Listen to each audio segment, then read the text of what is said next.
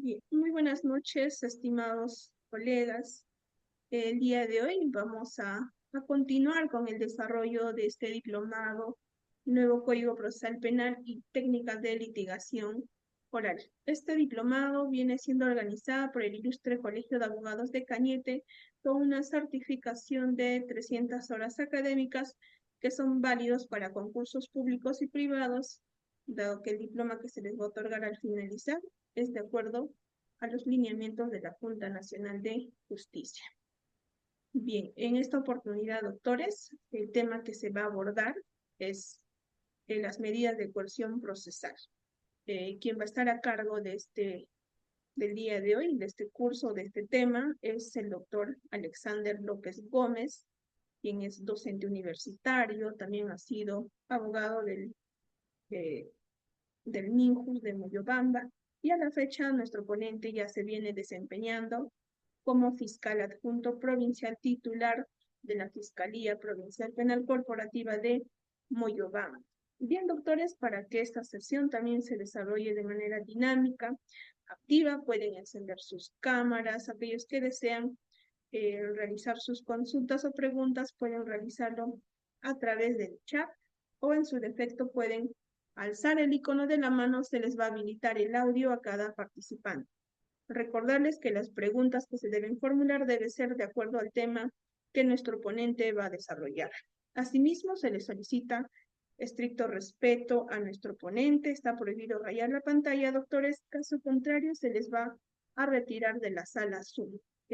Asimismo, a los organizadores del presente evento académico y a todos los participantes quienes ya se encuentran conectados en la plataforma Zoom, y de la misma forma aquellos que nos están viendo a través de nuestro Facebook Live de nuestra institución ANDA. Bien, doctor Alexander, con ello le doy el pase a efectos de que pueda dar inicio a esta sesión. Muchísimas gracias.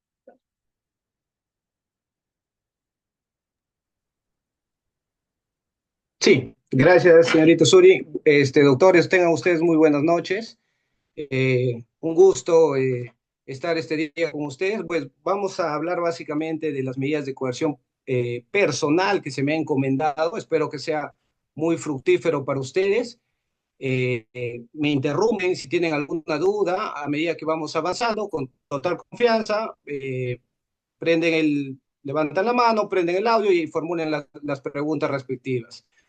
Bien, sin más preámbulo, voy a iniciar la exposición del día de hoy. A ver, voy a compartir las diapositivas. Me confirman, por favor, si se ve. Un ratito. Ahí está.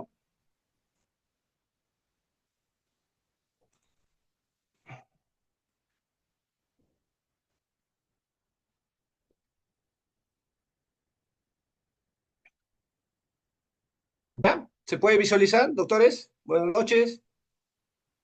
Aún todavía, doctor. ¿Se visualiza? Ay, creo que...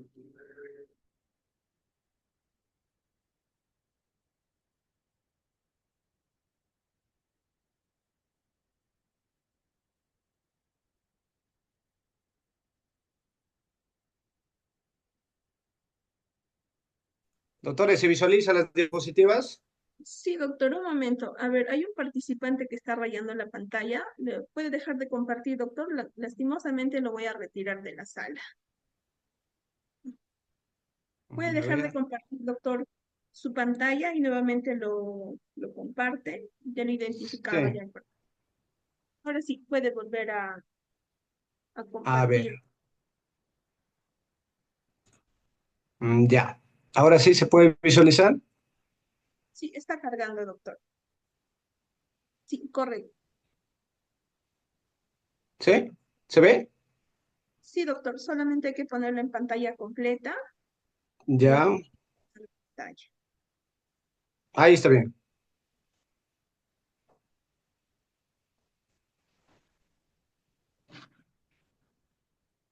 ¿Se visualiza?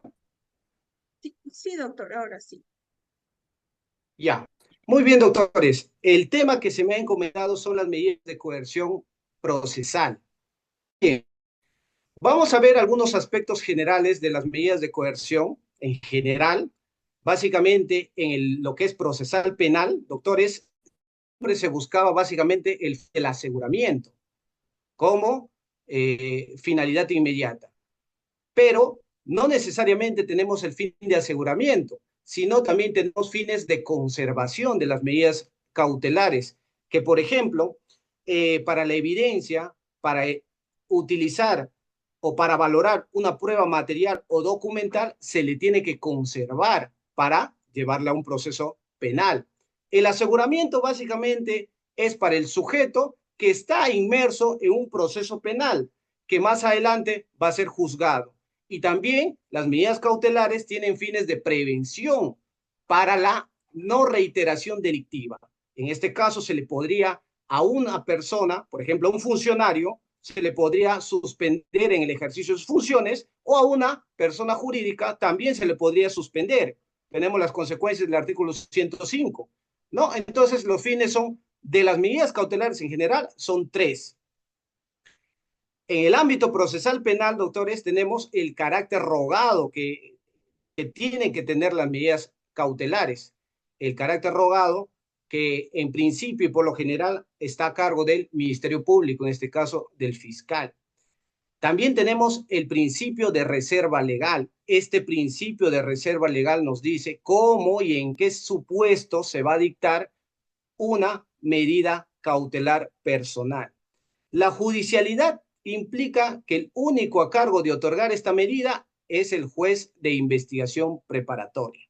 Se tiene que evaluar para toda medida que va a restringir un derecho, en este caso vamos a hablar de la prisión preventiva, como precepto general, la necesidad que implica dar las razones si justifican esta medida. Y la ponderación que implica tener en una balanza, por un lado, la libertad como derecho fundamental y por otro lado, los fines del proceso, incluso el derecho a la verdad, el derecho a la verdad, el derecho a la verdad, el derecho del agraviado y la debida motivación, que el Tribunal Constitucional, doctores, ha señalado que para la prisión preventiva se necesita una motivación reforzada, no en cantidad, no implica cantidad, sino implica dar razones suficientes por los cuales amparamos el pedido del Ministerio Público.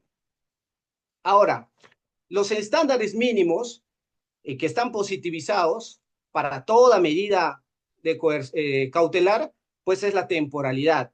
¿Por qué? Porque las medidas no pueden ser indefinidas, tienen que tener un tiempo determinado de duración. Otra característica es la variabilidad. Estamos hablando en general, conceptos generales. ¿La variabilidad en qué sentido? Se debe atender el principio de alteridad. Esto es, el proceso penal, como va avanzando por etapas, también todo lo que se recopia en la investigación preparatoria va a repercutir en la etapa intermedia con un requerimiento acusatorio y posteriormente un juicio oral. Entonces, como va avanzando el proceso penal, la medida también puede ser variada. Puede variar la situación del imputado. Tiene que ser excepcional las medidas cautelares, no pueden ser las reglas, son la excepcionalidad. Y siempre la proporcionalidad. Si tenemos que ver que esta medida no constituya un exceso. Y también para toda medida cautelar, doctores, se tiene que realizar una motivación reforzada. Y hemos dicho, es dar razones suficientes, no en cantidad, sino dar razones que justifiquen la medida. Ahora sí, cuando entramos a hablar ya de la prisión preventiva como instituto procesal de relevancia constitucional, he traído a colisión el Acuerdo Plenario 1/2019 que nos dice presupuesto y características. Para la motivación de este auto se tiene que tener claro la imputación. Esto es, el hecho tiene que ser claro, tiene que señalarse las circunstancias de tiempo, modo y lugar. Como segundo orden, se tiene que consignar este auto la fuente de investigación, o sea, la sospecha tiene que ser muy fuerte, cerca a la certeza. No olvidemos en los niveles de cognitivo, los niveles de cognición, ahí tenemos una pirámide, tenemos acá en la base la posibilidad, la probabilidad en el medio y la certeza en la cúspide, porque para alcanzar una condena, más allá de toda duda razonable, el hecho tiene que estar acreditado, el juez tiene que tener certeza. El tercer fundamento es los fundamentos de derecho, tiene que hacerse, en este caso, la tipicidad, esto es la subsunción de la conducta dentro del tipo, se tiene que precisar el mandato, si es fundado o infundado, y el plazo de duración. El juez tiene que tomar en cuenta las postulaciones formuladas por las partes. En este caso, se va a atender al principio de exhaustividad y congruencia. Tiene que responder el juez a lo que las partes exponen. Ahora sí, las medidas de cautelares, doctores, o de coerción personal, tienen dos niveles. No solamente está circunscrito a la prisión preventiva, sino las medidas cautelares, doctores, también se encuentran a nivel preliminar, a nivel de la investigación preliminar. Y acá tenemos dos medidas de coerción personal a nivel preliminar. La primera es la detención policial. Mire, y acá voy a dar un tema de tesis, doctores, no sé si estarán de acuerdo o en los distritos judiciales en donde laboren. Vamos a hablar un poco de la flagrancia y del proceso inmediato. Miren, doctores, la detención policial está regulada solo sí y solo sí para dos supuestos. Cuando la persona está cometiendo el delito, este caso flagrante, o el policía puede detener por mandato judicial. Estos dos supuestos de detención policial, flagrancia delictiva y mandato judicial, está establecido en la Constitución. Artículo 2, numeral 24, literal F. Muy bien. Dos supuestos. El Código Procesal Penal regula supuestos establecidos en el artículo 259 y nos dice que la policía va a poder detener cuando la persona esté cometiendo el delito, cuando acaba de cometer y es descubierto, flagrancia estricta o material. Un tipo de flagrancia es la cuasiflagrancia. ¿Cuándo se da la cuasiflagrancia? Artículo 259 del Código Procesal Penal. Cuando la persona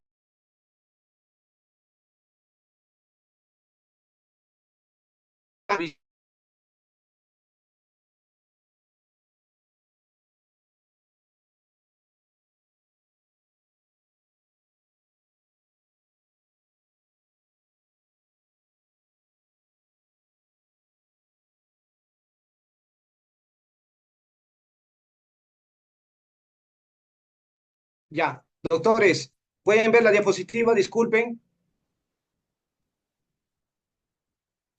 Sí, doctor. Doctores, ¿pueden ver la diapositiva?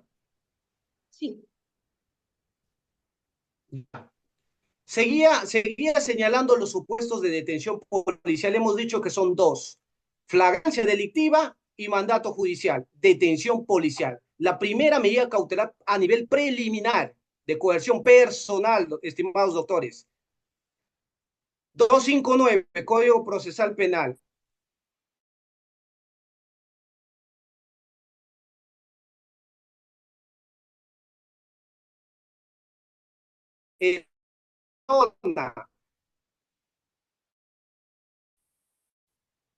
Es descubierto, perdón, es identificado por el o un testigo presencial o por un medio audiovisual, una cámara, por decir, una cámara de videovigilancia, a la cual no podemos negar porque nos vamos a ver, nos vamos a reconocer, va a haber una pericia antropológica y nos va a vincular dentro del plazo de 24 horas.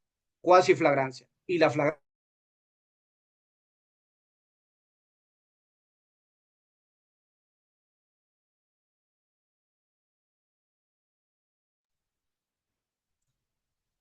Doctor Alexander, Sí. creo que tiene problemas de conectividad. ¿Se puede ver? Disculpen. Sí, sí se visualiza, doctor. ¿Se ve, doctores? Le estoy viendo al doctor Francisco ahí, Javier Díaz. ¿Me puede ver, doctor? Ya. Entonces, hemos señalado de que la tercer tipo de flagrancia, que es la flagrancia presunta, pues se da cuando el imputado es descubierto con huellas, rastros o vestigios de que presuntamente él sería, o huellas o instrumentos de que esa persona habría cometido el delito. Por ejemplo, una persona realiza un robo, lanza la prenda, lanza el arma, lanza el cuchillo, lanza la cartera, y nosotros estamos transitando cualquier persona y coge ese bien hurtado, el objeto material del delito, un bien mueble en este caso, y nos encuentran con eso.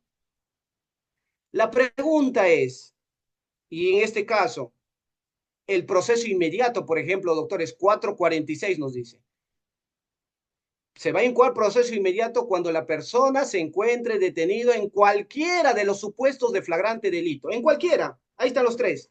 Flagrancia estricta, flagrancia, cuasi flagrancia y flagrancia presunta. La pregunta es, doctores, ustedes están en la defensa. ¿Ustedes permitirían que su patrocinado, que ha encontrado la cartera, el celular, se ha puesto la chompa con sangre, el objeto que han hurtado o le han entregado por ahí, le lleven a un proceso inmediato? ¿Permitirían ustedes? Esto es, ¿habría un conocimiento cierto, real, de que esa persona ha cometido el delito? ¿O estaría en cuestión este tipo de flagrancia presunta? Porque, ojo, en los dos primeros casos, flagrancia estricta, la persona está cometiendo el delito y es encontrado, o acaba de cometer y es encontrado. Y en el segundo es, el agraviado lo reconoce, él ha sido dentro de las 24 horas, o un testigo presencial que está viendo el delito, reconoce, o una cámara. Distinto es la flagrancia presunta, el tercer supuesto, de que no hay estos dos supuestos, nadie lo ha visto, nadie ha visto de que esta persona ha cometido el delito.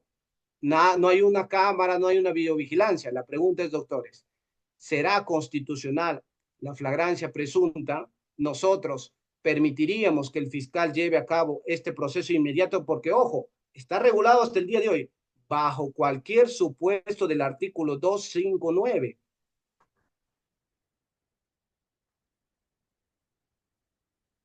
Dejo ahí en todo caso, pero para la Corte Suprema, doctores, y para el Tribunal Constitucional, básicamente la flagrancia tiene dos requisitos: la inmediatez temporal y la inmediatez personal.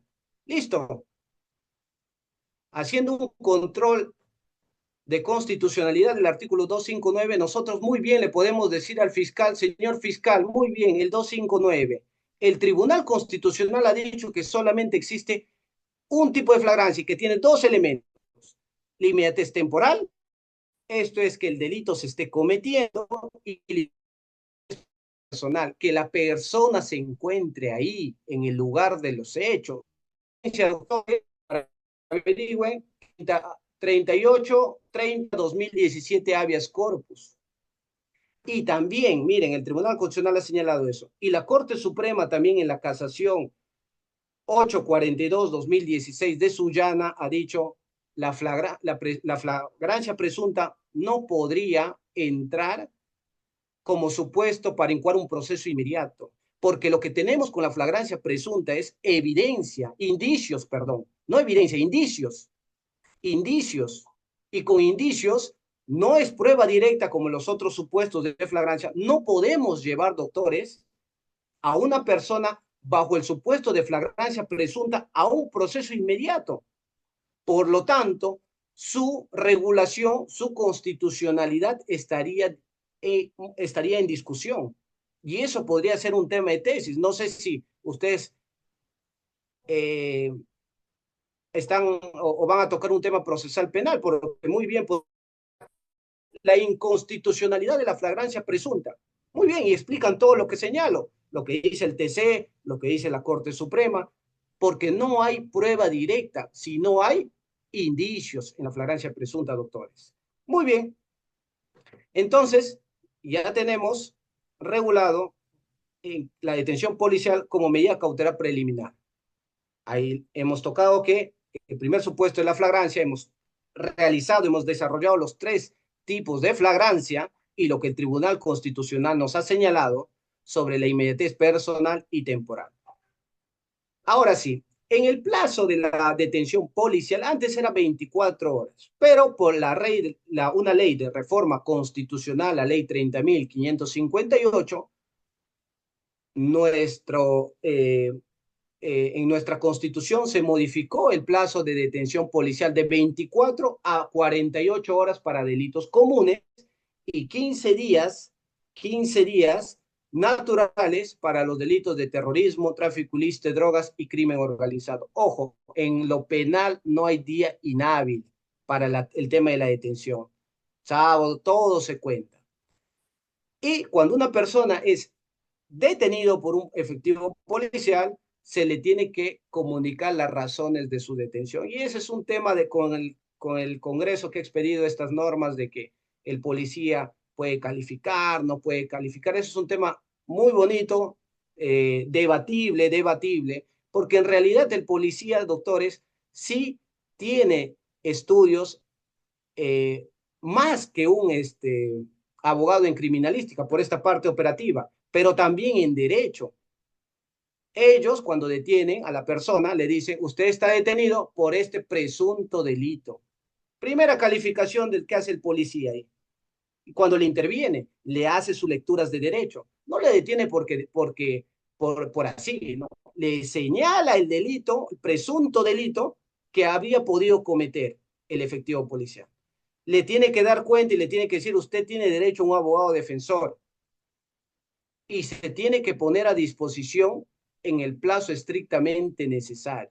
En el Código Procesal Penal tenemos el plazo legal para todos los institutos que ameritan plazos y plazo estrictamente necesario, que es el plazo que se tiene que detener a una persona policialmente. Muy bien, hasta ahí es lo que es la detención policial. Hay otra figura que es la detención preliminar.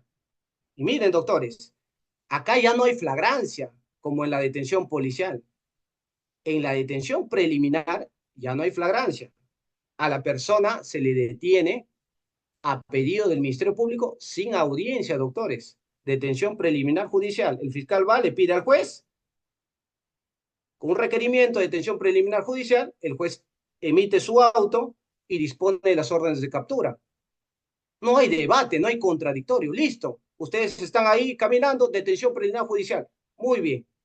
Sin audiencia, sin haberse defendido, ahí está. En las diligencias preliminares, doctores. Por eso dice detención preliminar. Y la jurisprudencia lo ha señalado, que se va a solicitar en las diligencias preliminares, que es a pedido del fiscal y por orden del juez.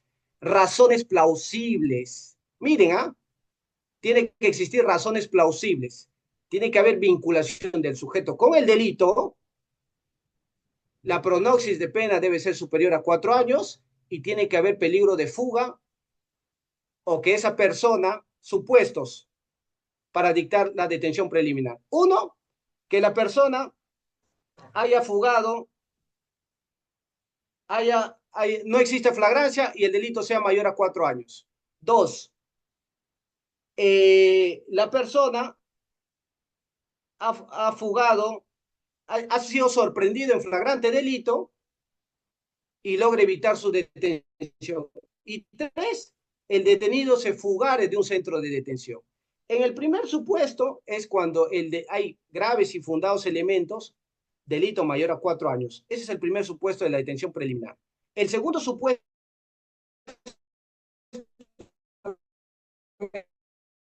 es el delito, le seguí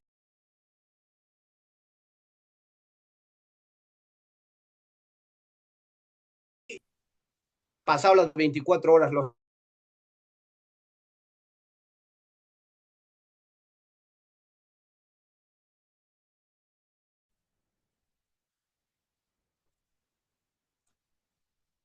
A ver, doctores, no se le detiene. Y el tercer supuesto es cuando la persona detenida fuga de un centro de detención. En este caso de una comisaría, ¿no? Está detenido y fuga. Son tres los supuestos. Acá lo que quiero cuestionar es, doctores, ¿qué entendemos por razones plausibles para una detención preliminar? Y ojo, podemos seguir deteniendo a una persona cuando el delito no supere los 4 años. Este decreto 1585, que ha modificado la prognosis de la prisión a 5 años, se olvidó de esta detención preliminar, porque con la prisión preventiva podríamos pedir la prisión y podríamos detener a una persona cuando la pena no superaba los 4 años. Pero doctores, podemos seguir deteniendo a una persona cuando el delito no supera los 4 años. Se puede seguir deteniendo. ¿Qué pasó ahí? Nos olvidamos. El legislador se olvidó de la detención preliminar. ¿Por qué? Porque podemos seguir deteniendo a una persona que ha cometido un delito superior a los 4 años. Y ahora, ¿qué razones plausibles? ¿En qué nivel de sospecha entramos? Se le preguntó a una ponente, me acuerdo, y nos dijo sospecha simple. Y la sospecha simple es para apertura de diligencias preliminares. La sospecha reveladora para formalizar una investigación preparatoria. La sospecha grave es para una prisión preventiva y la sospecha suficiente es para la acusación. Entonces, ¿qué nivel de sospecha, doctores? También un tema de investigación. ¿A qué equivale razones plausibles?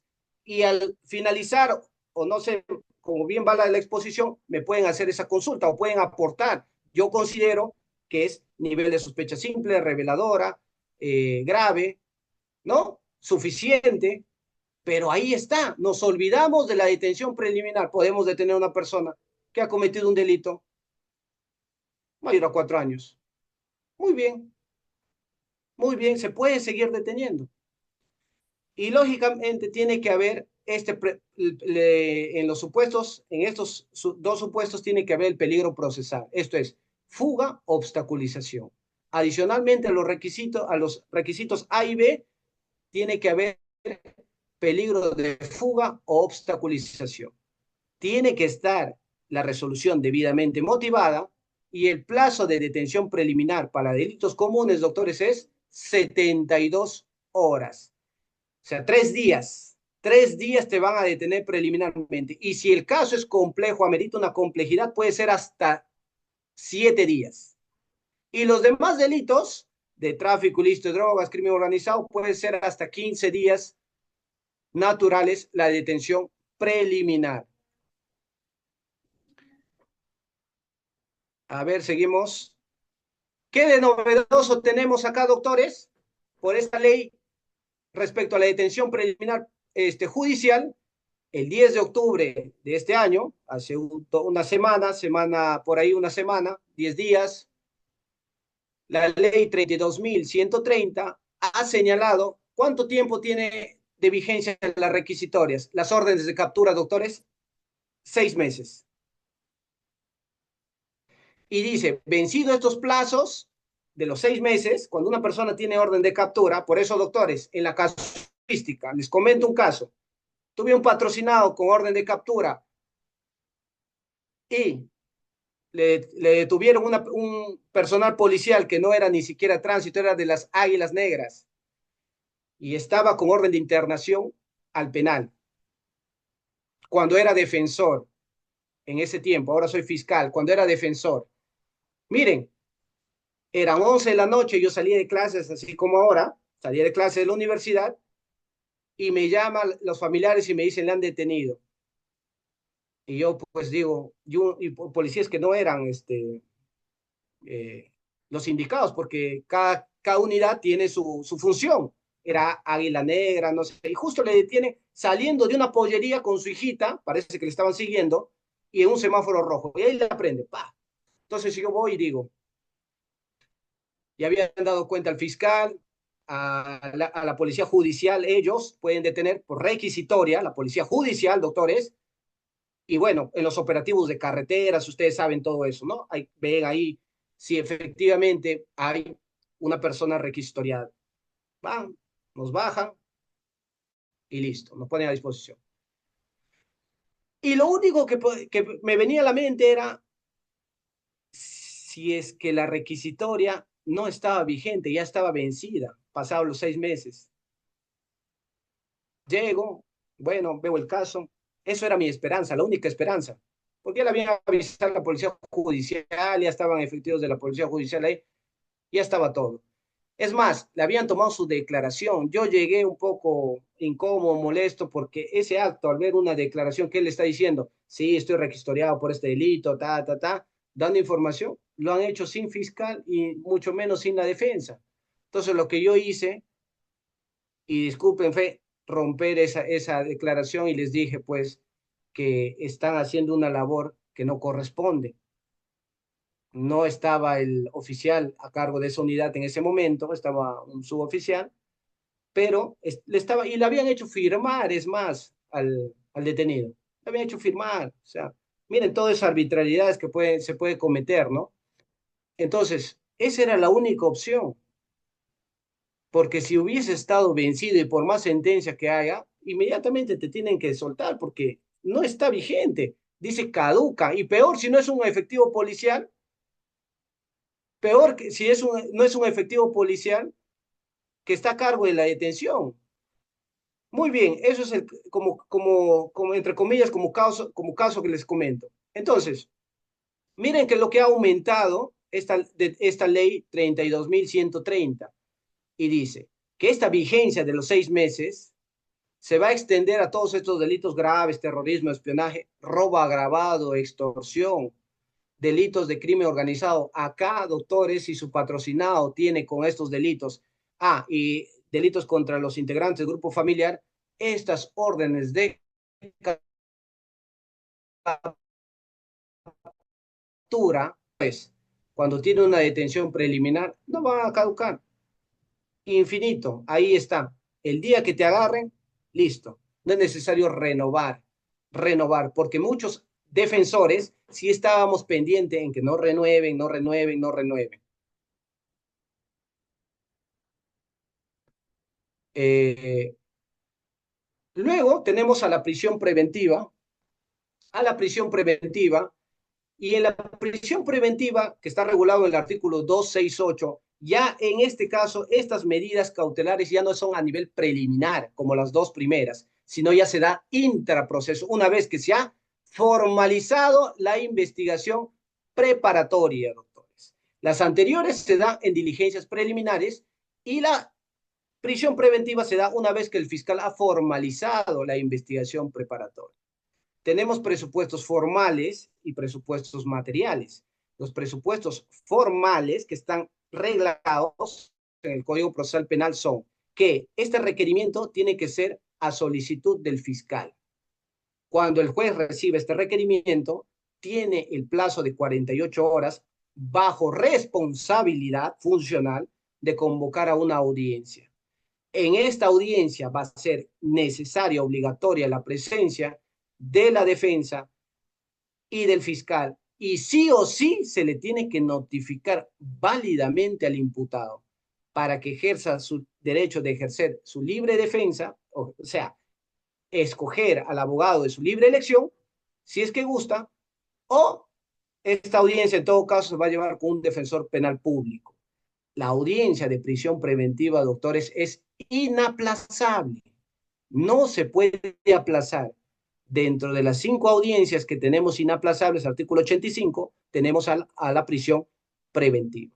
Y la dirección judicial, la casación 6-2026-2013 en Moquegua, doctores, es un caso de homicidio que ha sucedido en Moquegua, ¿no?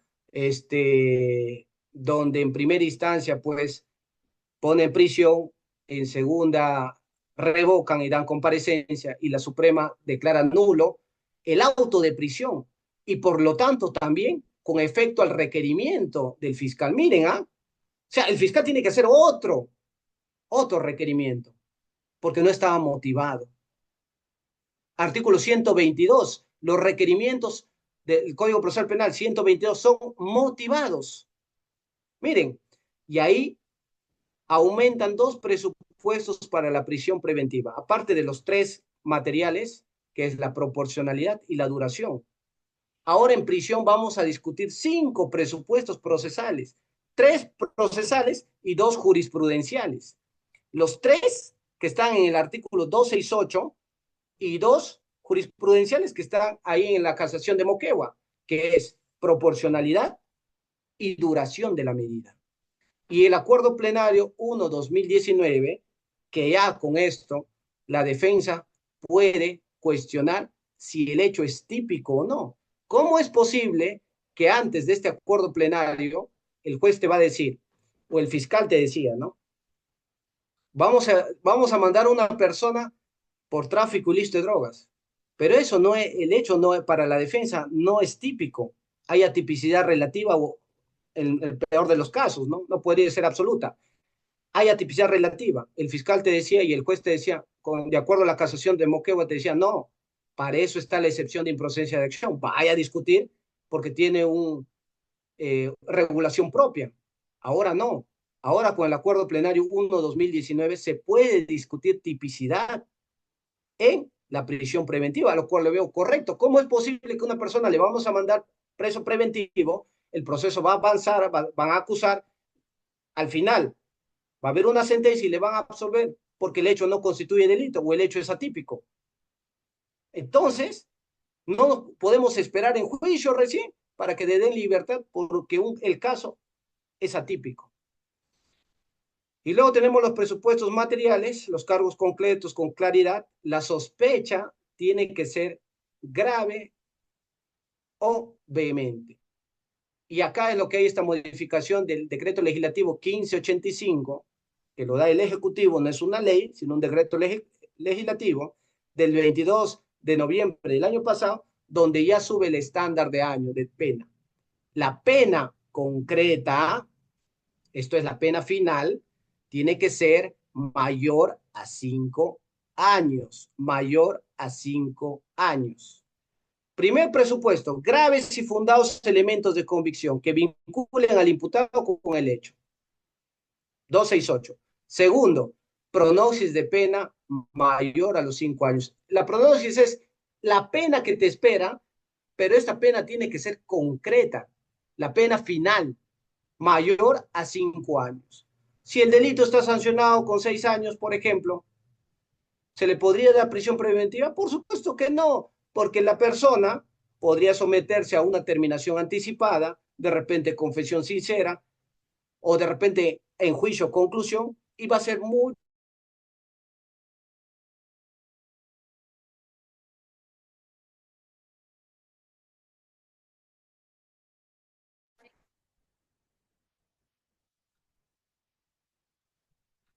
va a ser muy menor a los 5 años. Esta prognosis de pena, esta modificadores, tiene conexión en el artículo 57 del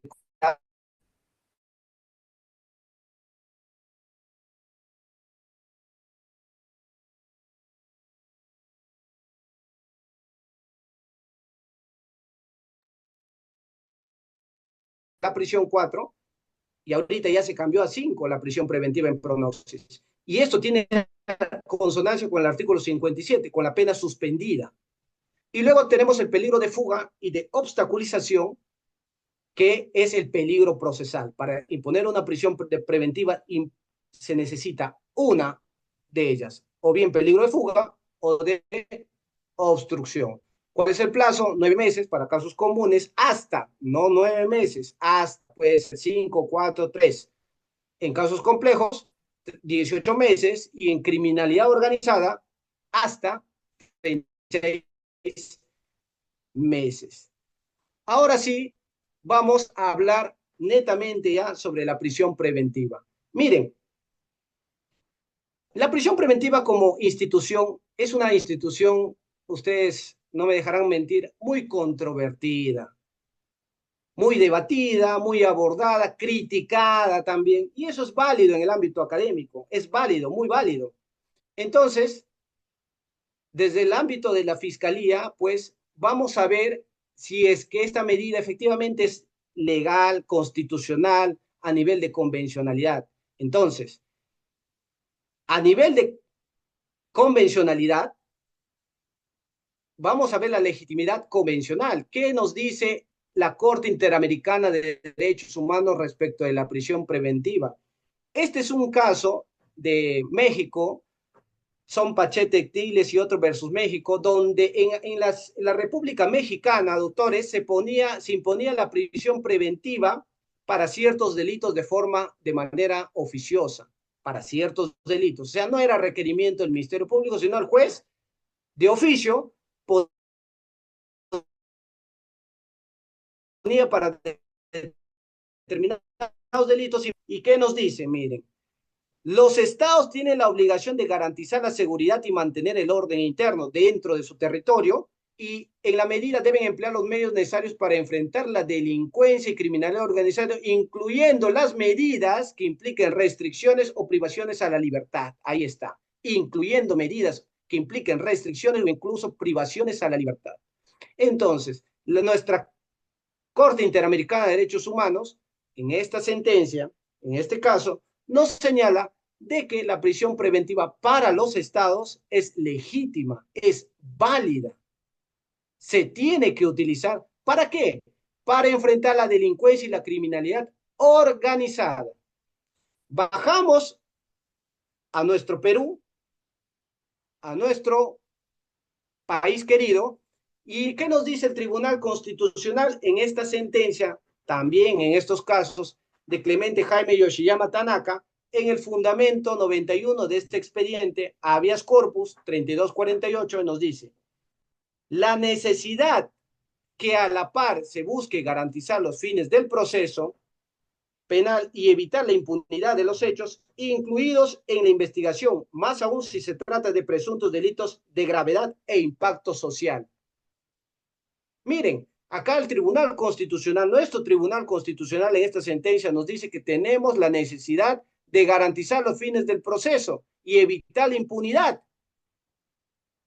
También señala de que la prisión preventiva tiene una legitimidad o un amparo constitucional y a nivel de nuestra norma o de nuestro estatuto procesal penal, empezamos de abajo, vamos a ver que existe el principio dispositivo. Esto implica que el que va a postular el requerimiento de prisión preventiva es el fiscal, por el principio dispositivo, por el principio rogatorio. ¿En qué oportunidad procesal vamos a pedir prisión preventiva? La pregunta es, ¿solo se dará en la investigación preparatoria? ¿Solo se podrá imponer en la investigación preparatoria? ¿Se podrá imponer prisión preventiva en etapa intermedia, doctores? Y tenemos dos momentos que básicamente se puede imponer la prisión preventiva. Uno es cuando se ha formalizado la investigación preparatoria y otro es en la etapa intermedia. En el artículo 350, numeral 1 del Código Procesal Penal, se señala que el juez, que el fiscal puede solicitar la imposición de la revocación de las medidas. Por ejemplo, si nuestro patrocinado está con comparecencia con restricciones, una vez formulada la acusación, el Ministerio Público puede, en el requerimiento acusatorio, pedir que se revoque esa comparecencia con restricciones y imponer la prisión preventiva en etapa intermedia. He señalado, ahí están los dos momentos, he señalado de que el requerimiento fiscal, en este caso de prisión preventiva, tiene que ser motivado. Los requerimientos y las disposiciones que emite el fiscal tienen que ser debidamente motivados, argumentados, de forma racional. Artículo 122 del Estatuto Procesal Penal. El juez tiene que emitir un auto con una motivación reforzada. Esto es que tiene que tener mayor exigencia. ¿Por qué? Porque va a restringir un derecho fundamental que es la libertad personal de un ciudadano. Y este requerimiento de prisión se tramita en un cuaderno aparte como un incidente. No es el principal. Si no se tramita, no lo tramitamos en el principal, en el cuaderno principal, sino se forma un cuaderno incidental. Ya un cuaderno incidental para debatir esta medida. ¿Cuál es la naturaleza jurídica, doctores, de la prisión preventiva? La naturaleza jurídica es lo que hemos señalado, es instrumental. Depende de un proceso principal. Va a ser siempre accesorio, es instrumental a un proceso principal, en este caso el proceso penal. Características, tenemos la excepcionalidad, ya vamos a desarrollar cada una de ellas, provisionalidad y el aseguramiento personal, utilizando ¿qué? La coerción. Y la primera característica de la prisión preventiva es la excepcionalidad. Esto es de que el procesado, investigado, tiene que seguir su proceso bajo libertad. Tiene que estar y seguir su proceso en libertad. Va a depender de los distintos elementos de convicción para que el fiscal pueda afectar con otras medidas menos gravosas a la prisión preventiva. Por ejemplo, pedir una comparecencia con restricciones menos intensas que la prisión preventiva. O también, por ejemplo, el impedimento de salida. Son salidas menos intensas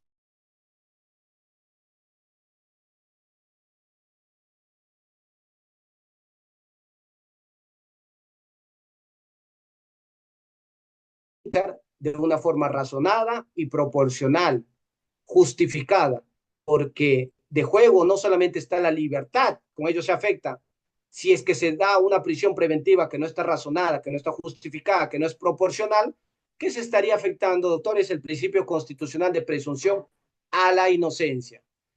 Luego tenemos la provisionalidad de la prisión, doctores, que implica la variabilidad y va a depender del momento o del estadio procesal que nos encontremos para que la prisión pueda ser modificada, ¿no? Y tenemos, por ejemplo, la variación de oficio, que está regulada en el artículo 255, numeral 2.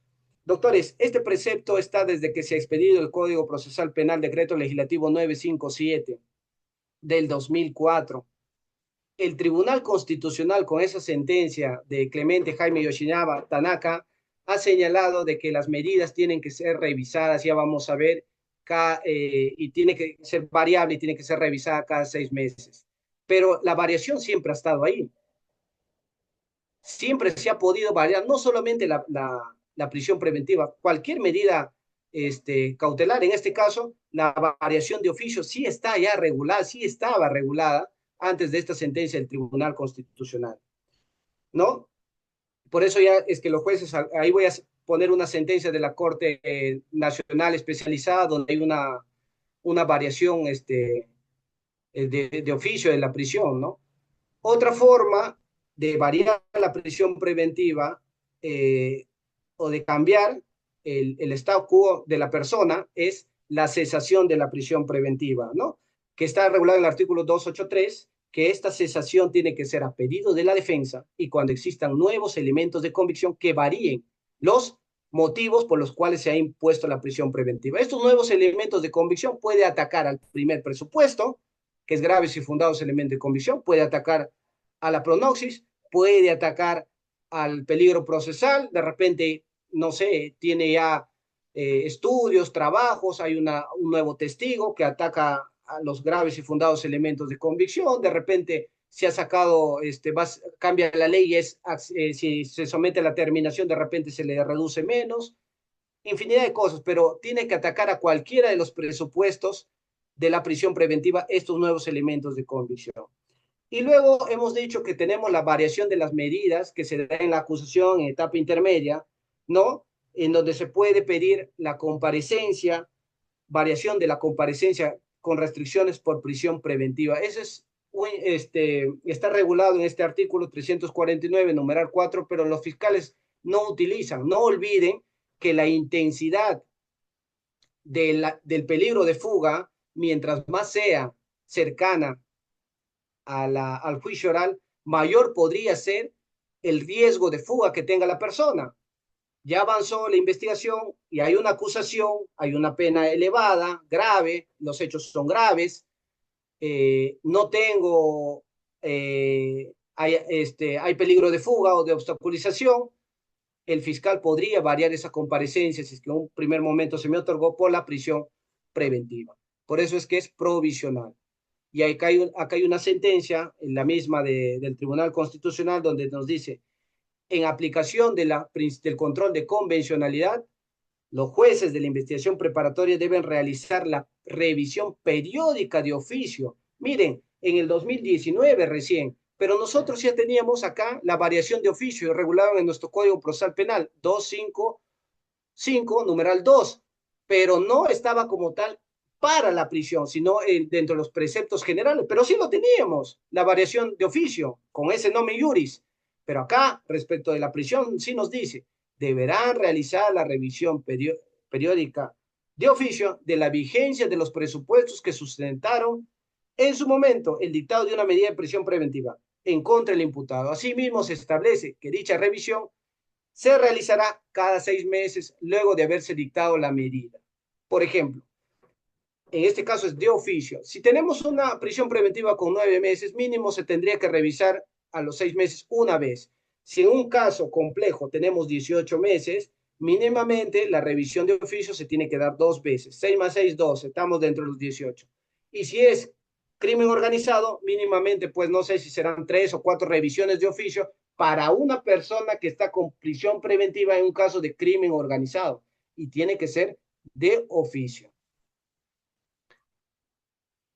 Y bueno, este es un caso de la Corte Nacional Especializada donde, un caso de drogas me parece que es, donde eran varios presos preventivos, pero resulta que uno de ellos tenía una enfermedad grave, ¿no? Entonces, de eso se da cuenta el fiscal, el juez advierte de ello y piden la prolongación de todos, incluido esta persona que sufría esta enfermedad, y el juez señala y atendiendo a esta resolución del Tribunal Constitucional dice, no, yo voy a formar un cuaderno aparte, voy a mandar los actuados a mesa de partes y voy a pedir informe, su historia clínica, un informe a la Defensoría del Pueblo.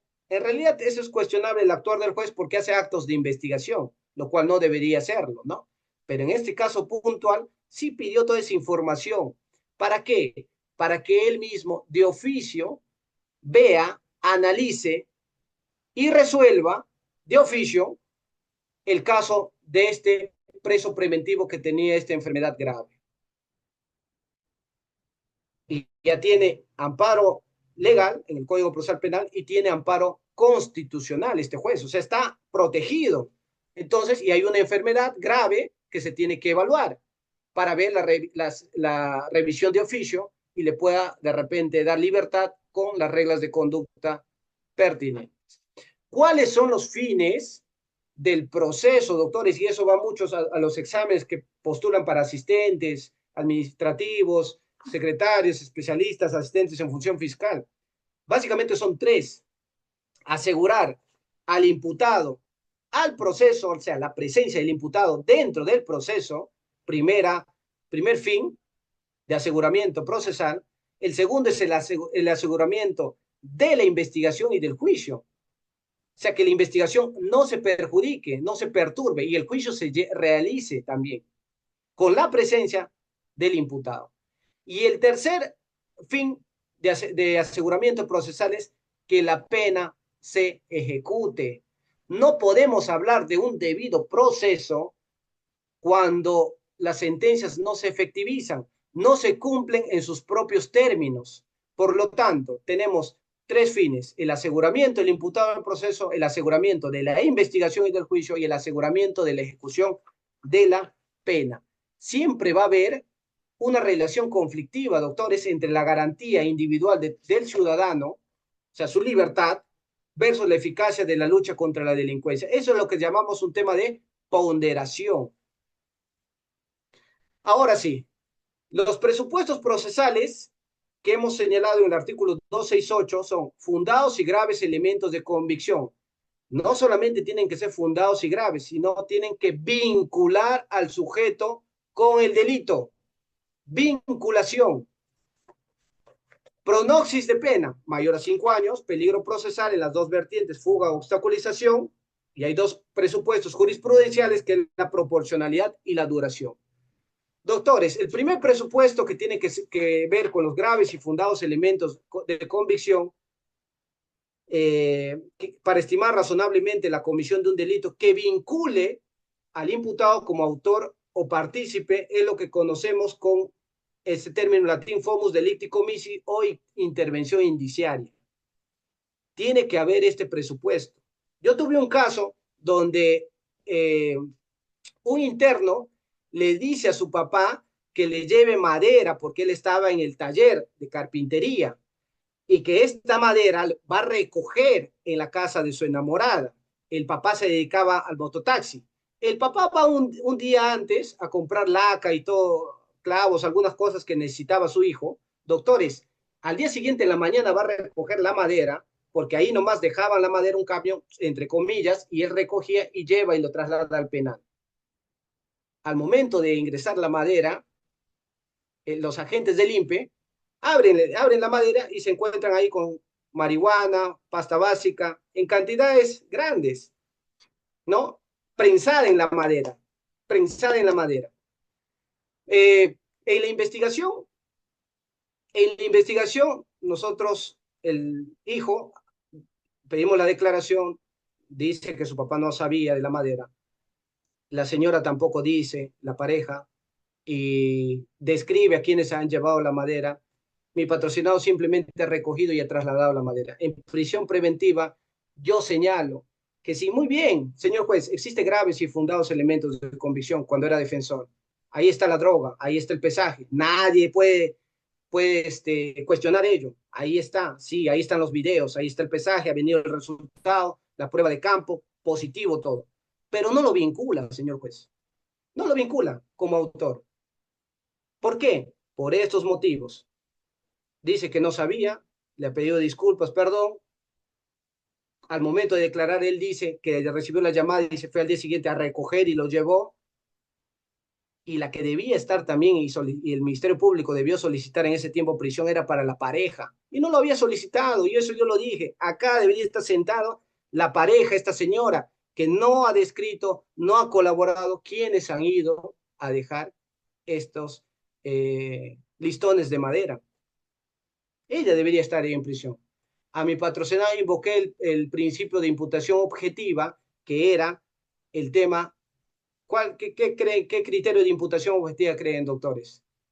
Prohibición de regreso, porque mi patrocinado ha realizado una actividad neutral. Ser transportista, formal, estaba en un comité, tenía su licencia y todo eso. Listo, no tenía antecedentes. Todo estaba y no le dieron prisión. A la persona que estaba en el penal, eh, eh, ya estaba cursando una condena, sí le dieron prisión, pero ni siquiera esta persona, su pareja, no le dieron, ni le investigaron por último. Y el caso al final terminaron sobresiguiendo. Pero miren, importante, ¿cuál es? ¿Qué es lo importante de este presupuesto, del primer presupuesto? Tiene que estar vinculado. De nada sirve que sea grave y fundado si es que la persona no está vinculado como autor o partícipe de ese delito. Y ahí están los niveles de sospecha que tenemos en la sentencia plenaria casatoria de lavado de activos. Para iniciar una diligencia preliminar necesitamos una sospecha inicial simple. Para formalizar una investigación preparatoria necesitamos una sospecha reveladora. Para una acusación necesitamos sospecha suficiente y para imponer una prisión preventiva, sospecha grave. Sospecha grave. Esos son los niveles de sospecha que tenemos en la sentencia plenaria casatoria. Y luego tenemos acá, miren que los presupuestos para evaluar una prisión preventiva tienen que ser evaluados de manera individual y de manera conjunta. y se tiene siempre que ver que la evaluación del hecho debe realizarse conforme a los criterios de la teoría de la imputación objetiva y subjetiva. Se tiene que analizar el tipo penal, se tiene que analizar, en este caso, el dolo, en este caso también, ¿no? La tipicidad subjetiva, si es doloso o culposo el delito. Que el segundo presupuesto es que la sanción sea superior a 5 años de pena privativa de libertad. ¿Qué debemos ver ahí?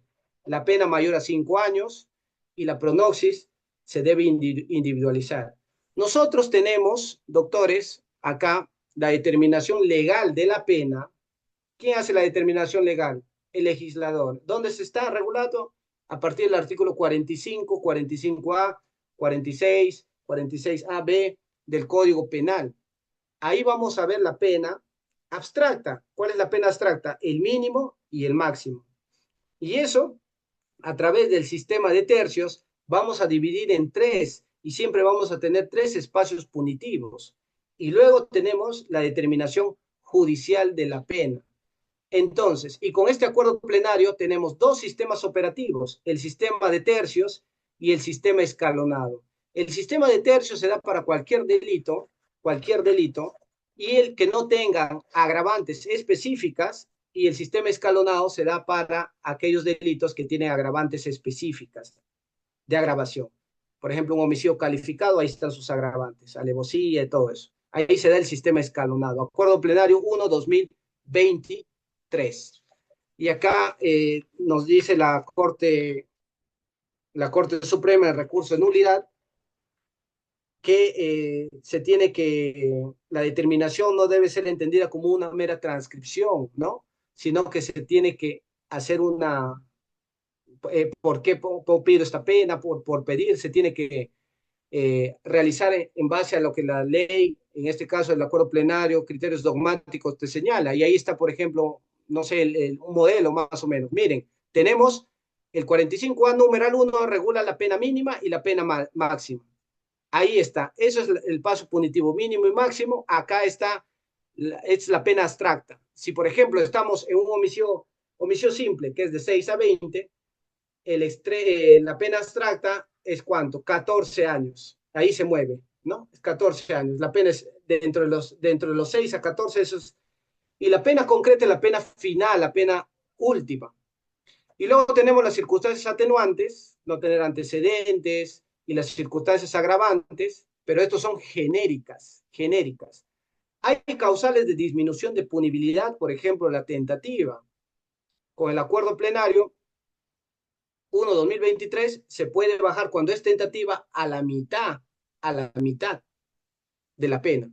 Error de provisión vencible, complicidad secundaria, eximentes imperfectas, que están en el artículo 21 del Código Penal, y también tenemos que tener en cuenta las circunstancias cualificadas, por ejemplo, por la condición del sujeto, si es padre, si es policía, si es un funcionario, ¿no? Y luego tenemos los presupuestos materiales, en este caso, o procesales, que tenemos a dos peligros, de fuga y de obstaculización. Y acá tenemos un listado de criterios, doctores, de criterios, pero no son cerrados, doctores, no son cerrados, sino son abiertos. Pueden haber otros. Para que una persona analicemos el peligro de fuga, el juez tiene que tener en cuenta y evaluar la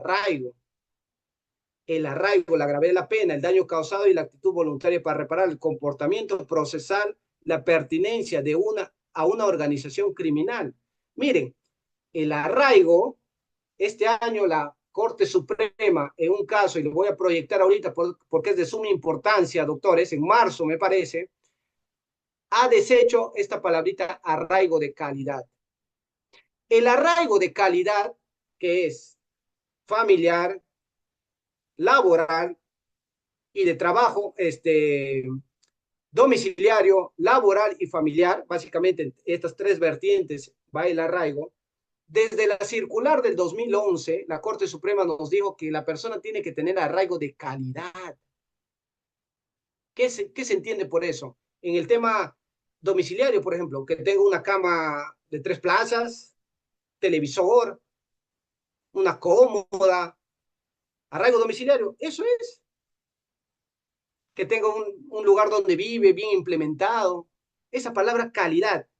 En la casación de Moquegua del 2013, también hablaban de arraigo de calidad, con el ponente que sale acá también, y ya en este año nos dijeron, acá ya no hay calidad de arraigo, basta que la persona tenga un trabajo, ¿no? Pero con otros argumentos, pero en el arraigo domiciliario que tenga un lugar donde se le puede ubicar a la persona.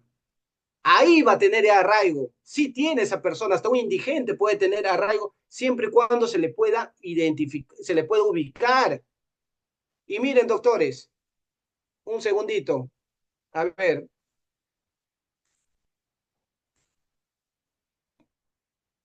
quiero proyectar a ver si me permiten.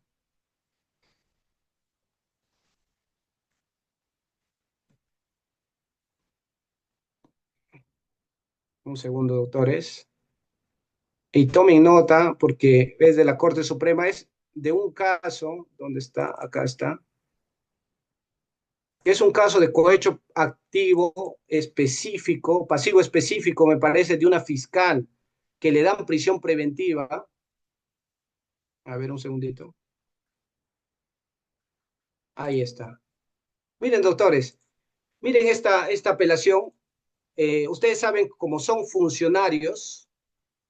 Miren, por eso el proceso penal de cognición puede ir en casación hasta la Corte Suprema, pero para cuando proceses hay un proceso especial dentro de los 7 que es seguido contra altos funcionarios de alto o mediano nivel, simplemente hay 2 instancias.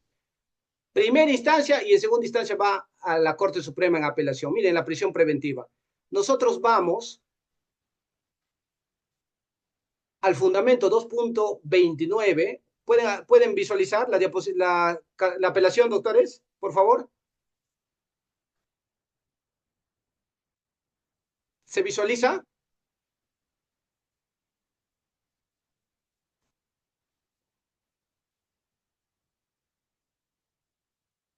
Doctores, ¿se visualiza la apelación?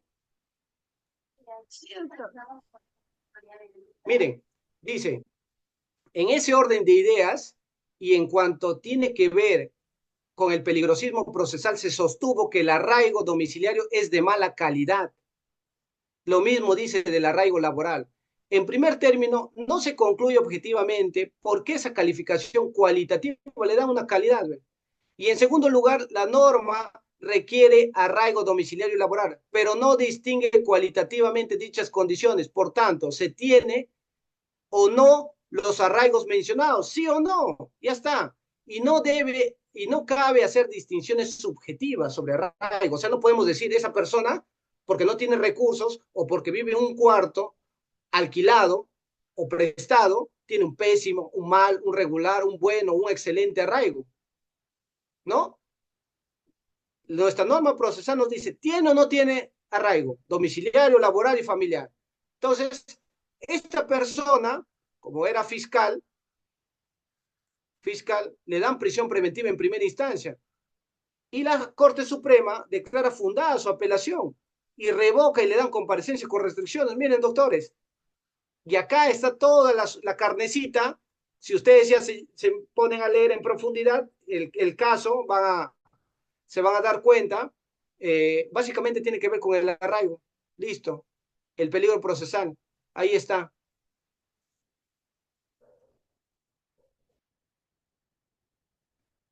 Seguimos con el tema. Ahí está, tome nota, doctores. Apelación 38-2024 Ayacucho, fundamento 2.9 de este marzo, de este año 2024, el arraigo. Luego la gravedad de la pena, que hemos señalado que tiene que ser una pena mayor a 5 años. El daño causado y la actitud voluntaria de repararlo. Este criterio es controversial. Este criterio es controversial. ¿Cómo es posible que una persona va a reparar el daño si es que se considera inocente? ¿No? Es controversial. El daño sí, el daño tiene que ser grave. Y la actitud voluntaria, ahí está también un tema controversial. El comportamiento procesal en otros procesos anteriores, eso no implica que si antes te han dado prisión preventiva, a ver, voy a ponerle un segundito.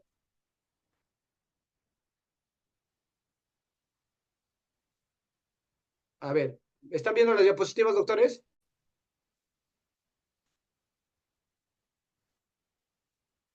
¿Están viendo las diapositivas?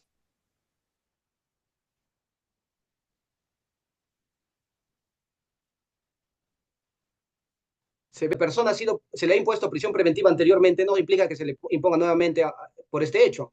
Y la pertenencia a una organización criminal, no solamente se tiene que imputar que él pertenece a una organización criminal, sino que se tiene que tener por lo menos indicios de que existe una estructura organizada permanente en el tiempo. Se tiene que delimitar que la existencia de una organización criminal para argumentar este presupuesto. Como he dicho que es números clausus abierto, perdón, números apertus, el juez puede tener otros criterios para disponer, debatir si existe o no peligro de fuga. Les pregunto, si la persona está con una enfermedad terminal, por ejemplo, eso no está en el código, y necesita hacerse tratamientos ahí en la clínica, en la ciudad, ¿se puede neutralizar ese peligro de fuga con esa enfermedad si lo sustentamos muy bien? Por supuesto que sí, pero eso no está acá. Se puede sustentar. Por eso es números apertos. El juez tiene que tener una visión amplia y tiene que tener otros criterios objetivos para fundamentar si existe o no existe peligro de fuga, ¿no? En este caso, por ejemplo, se señala de que dice, a ver, dice que sin embargo el arraigo según la nueva información documental proporcionada por la Fiscalía no es de calidad. Miren, del año pasado, 2023, seguimos hablando de que la persona no tiene arraigo de calidad hasta el año pasado, hasta antes de marzo de este año. No solo los dos contratos de trabajo que presentó carecen de fuerza probatoria, tenor, dice, de las constancias de 1 y 2 de junio del 2023, no permiten acreditar que tiene fuerza de trabajo sostenida dada la falta de consistencia de las empresas, sino también la encausada recurrente no tiene estudio jurídico abierto con las autorizaciones respectivas, de tal manera que acredite como tal trabajo tomo el ejercicio de la profesión. Miren lo que dice, seguimos hablando de el arraigo que no es de calidad. En esta misma apelación nos dice, a ver, ahí está, nos dice que es de resaltar que tras el fracaso del autogolpe del Estado salió, eso es del golpe del expresidente Pedro Castillo, dice, miren, escuchen, salió prestamente de Palacio de Gobierno y según la declaración de la testigo Bela Tafur, así lo hizo saber el EDK de la encausada, confirmado por lo que fluye de reporte de geolocalización, el vehículo oficial de la encausada inicialmente se dirigía a la Embajada de México, por lo que pretendían huir de fuga. Este caso, doctores, esta apelación es de la expresidenta del Consejo de Ministros, Betsy Betsabe Chávez Chin, cuando antes de que Pedro Castillo emite ese comunicado disolviendo el Congreso, pues ella estaba con el presidente en Palacio de Justicia, su oficina queda contigua, ahí en un ambiente contiguo, y ella llama a los periodistas de TV Perú. Entonces ella participa de todos esos hechos previos, llama, ¿no?, a todos los periodistas, en esta sentencia salen los nombres de los periodistas, y con ello da el mensaje a la nación disolviendo el Congreso. Y ella, pues, como señala este fundamento, se dirige a la embajada. Entonces, efectivamente hay un peligro de fuga, ¿no?, para prisión preventiva. Eso es lo que los jueces supremos en esta apelación señalan, ¿no? Y le dan fundada la prisión preventiva, me parece, por 18 meses a la ex presidenta del Consejo de Ministros. Y luego tenemos, después del peligro de fuga, tenemos el peligro de obstaculización, que nos dice de que el imputado va a destruir, va a modificar ocultará, suprimir o falsificará fuentes o medios de investigación o de prueba. Va a desaparecer. Influirá a los coimputados, testigos o peritos, a que se comporten de manera desleal, inducirá a otros a realizar tales comportamientos. Eso es obstaculizar la averiguación de la verdad. Y respecto de la obstaculización, igual, el acuerdo plenario nos dice que los tópicos que se analizan dentro del peligro de fuga y dentro del peligro de obstaculización no tienen que ser cerrados, no pueden ser los únicos, son ejemplificativos y se tiene que hacer una evaluación general, caso por caso, para ver si hay peligro de fuga o si hay peligro de obstaculización. Y miren, en este caso, por ejemplo, el Ministerio Público señala de que hay peligro de obstaculización porque se ha tratado de influenciar en las autoridades judiciales y en las autoridades del Ministerio Público. O sea, ese era un argumento, pero así se va el Ministerio Público y dice, bueno, el imputado ha tratado de, no sé si sobornar, influenciar a las autoridades del Ministerio Público y del Poder Judicial y de una testigo. Y entonces acá la Sala Penal Nacional nos dice que no está dentro de estos criterios evaluar a las autoridades o a cualquier otro tipo de autoridad, porque no es razonado. Por lo tanto, el ACUO, el juez de primera instancia, ha tenido un error, no ha valorado algo que no debería valorar, que es que el imputado va a influenciar sobre las autoridades del Ministerio Público o del Poder Judicial. Ese razonamiento nos dice la Sala Penal Nacional, en este caso la segunda, nos dice cerrado, por ningún motivo se puede argumentar peligro de obstaculización, el argumento que se va a influenciar a las autoridades del Ministerio Público o del Poder Judicial. Eso es incorrecto. Y luego tenemos la proporcionalidad, que hemos dicho que es el cuarto presupuesto, pero este es un presupuesto jurisprudencial que se da en la casación 626-2013 Moquegua. ¿Y qué nos dice este criterio, este elemento, este presupuesto jurisprudencial de proporcionalidad? Nos dice que esta medida que se va a adoptar, que es la prisión preventiva, tiene que ser proporcional y se tiene que analizar dentro de este principio los tres subprincipios, que es la idoneidad, la necesidad y la proporcionalidad en estricto. Es idóneo si la prisión preventiva cumple, en este caso, un fin legítimo. Es necesario si es que no hay otras medidas menos gravosas para imponer y cumplan el mismo fin. Por ejemplo, una comparecencia con restricciones. Y vamos a analizar la proporcionalidad en estricto.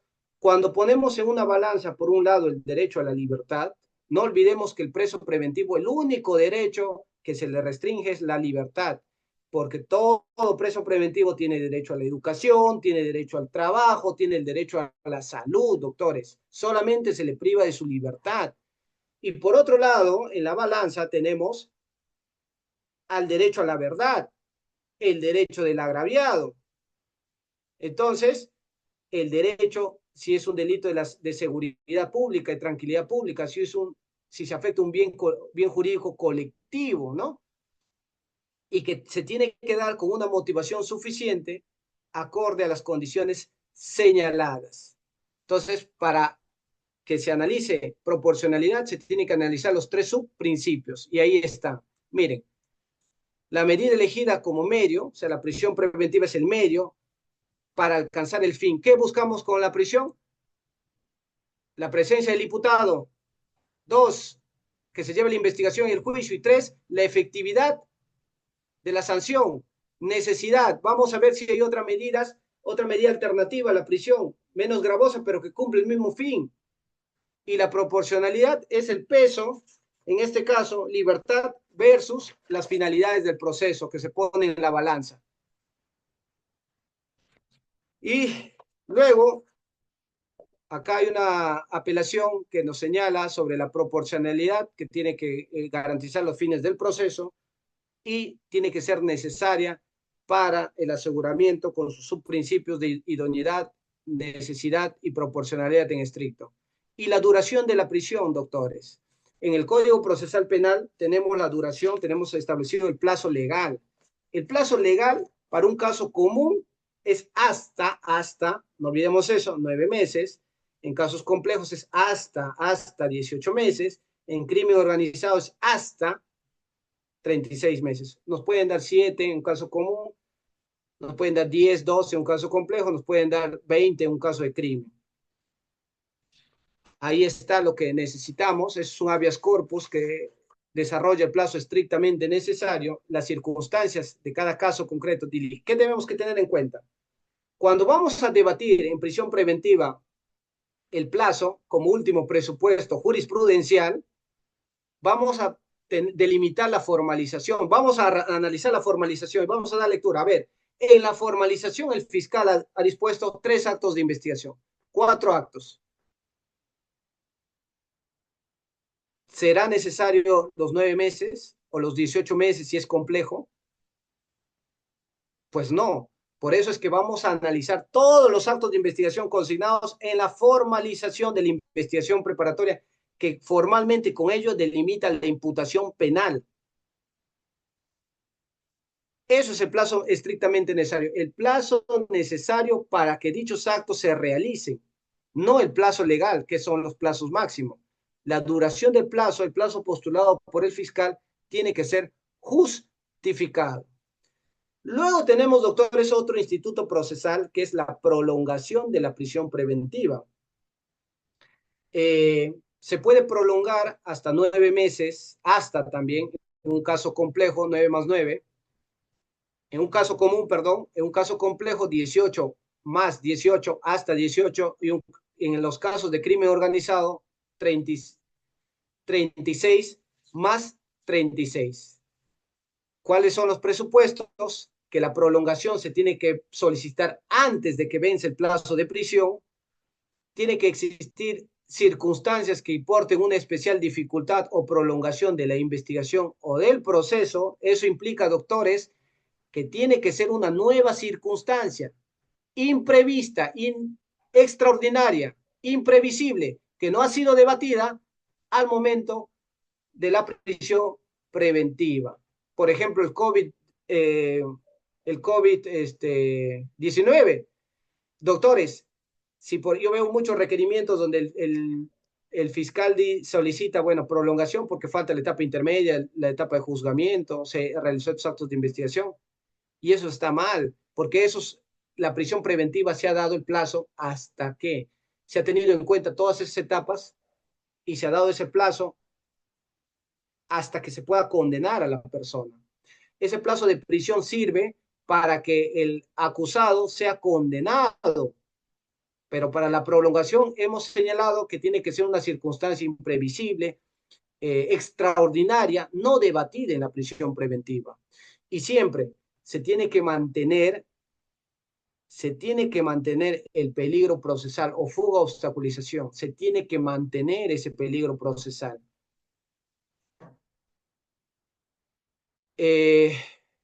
Acá está otra figura que es la adecuación, pero seguimos desarrollando la prolongación, tiene que darse antes del vencimiento, a requerimiento del Ministerio Público, tiene que estar debidamente motivado, tiene que darse concurrencia de presupuestos materiales. La prórroga o ampliación del plazo de la prisión no existe, doctores, sino solamente la prolongación.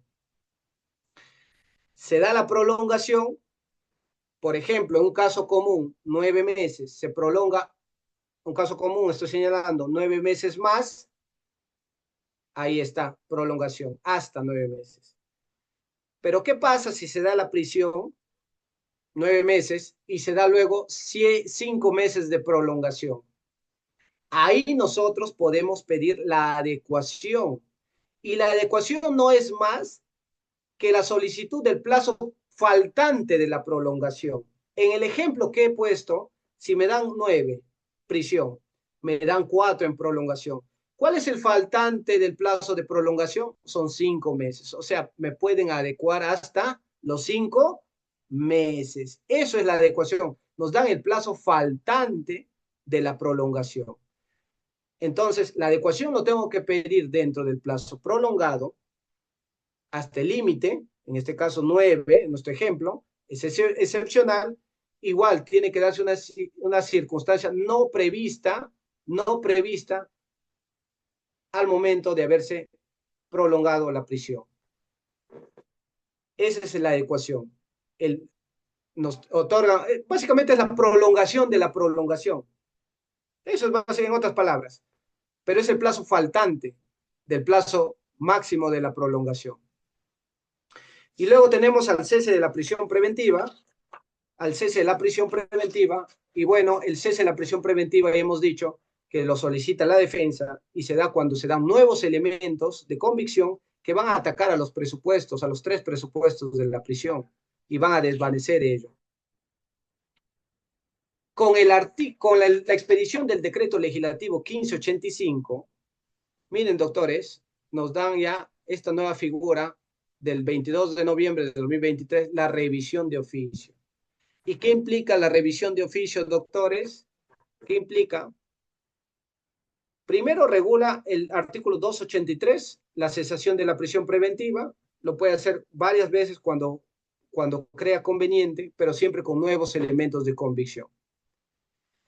Y el inciso numeral 2 del 283 nos dice, sin perjuicio del anterior, el juez de la investigación preparatoria transcurrido 6 meses desde el inicio de la ejecución de la prisión preventiva o desde la última audiencia en la que se hubiese discutido su cesación, o sea, cuando se impuso la prisión o se discutió la cesación, revisará de oficio la vigencia de los presupuestos que dieron lugar a su imposición. La revisión se realiza obligatoriamente durante toda la medida, lo que hemos dicho. En un plazo de 9 meses, una prisión, un caso común, una vez. En un caso complejo, 18 meses, mínimamente se va a revisar 2 veces la prisión. Para tales efectos, el juez convoca dentro del tercer día de cumplidos los 6 meses a una audiencia virtual e inaplazable, salvo por razones estrictamente excepcionales. Esta se llevará a cabo con la concurrencia obligatoria del Ministerio Público, con conocimiento del imputado y su abogado defensor. En dicha audiencia se evaluará la subsistencia, nos dice, de los motivos que determinaron la imposición, así como los elementos de convicción recabados con posterioridad que inciden en la vigencia de los presupuestos materiales de la prisión. Miren, doctores, acá está el cuestionamiento que nosotros hacemos a este decreto legislativo. Esto se ha dado, se ha aumentado, y ya no solamente la cesación de la prisión, doctores, sino hay la cesación de la comparecencia con restricciones. O sea, si a nuestro patrocinio de investigación le dan comparecencia con restricciones, o en una audiencia de prisión preventiva le dan comparecencia con restricciones, igualito, esta comparecencia con restricciones por la ley 32.130 de este mes, 10 de octubre, también se va a revisar de oficio. ¿Y qué es lo que va a buscar entonces? ¿Cuál es la afectación menor a una comparecencia con restricciones? Vamos a buscar que se nos dé la comparecencia simple. La pregunta es, ¿se está revisando, se está cumpliendo con estos mandatos? La pregunta es, ¿cuántas revisiones de oficio hay a la fecha? Y con esta modificación del artículo 283, ¿cuántas revisiones de comparecencia con restricciones va a haber, doctores? ¿Se abastecen los jueces? ¿Se está legislando de acuerdo a nuestra realidad? ¿Cuánto dinero implica ello en recursos? ¿Se cumplirá, doctores? Miren cómo estamos. Se va a revisar la comparecencia con restricciones. Pero bueno, entiendo que esa ley va a ir al Tribunal Constitucional vía acción de inconstitucionalidad. Ya creo que un colegio de abogados de la libertad me parece que ha presentado, o no sé si las máximas autoridades también lo harán. Pero miren, doctores, la apelación de la cesación de la prisión, que es a pedido de la defensa, puede ser apelada, ¿no? Y si la defensa, doctores, acá está el contrasentido. Miren, si nosotros, abogados defensores, vamos y solicitamos la cesación de la prisión, vamos a una audiencia, el juez nos otorga la cesación, porque es a pedido de la defensa, y declara fundada la cesación, ahí mismo en el acto, vete a tu casa. dispone de la libertad. 284, numeral 1. Pero si el juez realiza la revisión de oficio de una prisión y declara fundada la cesación de la revisión de oficio de una prisión, no va en libertad. Miren ese contrasentido. ¿Por qué? Que el juez solamente hace su trabajo bien cuando da libertad en cesación y el mismo cuando da libertad en la revisión de oficio y dice fundar la revisión de oficio, ese interno no va a ir a su casa. Para que se vaya a su casa, miren lo que nos dice el legislador, que tiene que interponer apelación el fiscal, claro, porque se va a ir a su casa, ¿no? O no le da también la defensa, ¿no? De oficio. La apelación impide la excarcelación del imputado a quien se dictó el auto de cesación hasta que la impugnación sea resuelta. O sea, lo que la sala nos diga recién ahí, sí, señor juez de investigación, usted ha realizado muy bien su revisión de oficio, ha dispuesto su libertad, está muy bien. Recién ahorita nosotros, en apelación, vamos a disponer la excarcelación, porque con su decisión no puede ir esa persona en libertad. Miren esa forma de legislar. Decreto legislativo 1585. Para la cesación, por un lado, si me permite, inmediato te vas a tu casa. Apeles, no apeles. Pero cuando hago la revisión de oficio como juez, un momentito, tu libertad está condicionado a lo que la sala, los de arriba, me digan. ¿Cómo ven esa regulación, doctores? ¿Cómo pueden apreciar esa regulación? Eso es todo. Espero que haya sido productiva la exposición. Les agradezco y estoy atento a las preguntas.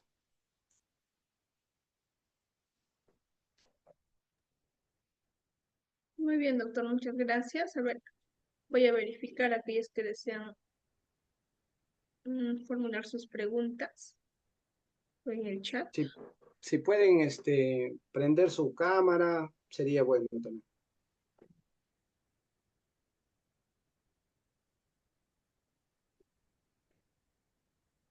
Bien, doctor. Ha quedado, creo, todo claro, doctor, porque no tenemos participantes que desean preguntar. Tampoco en el chat.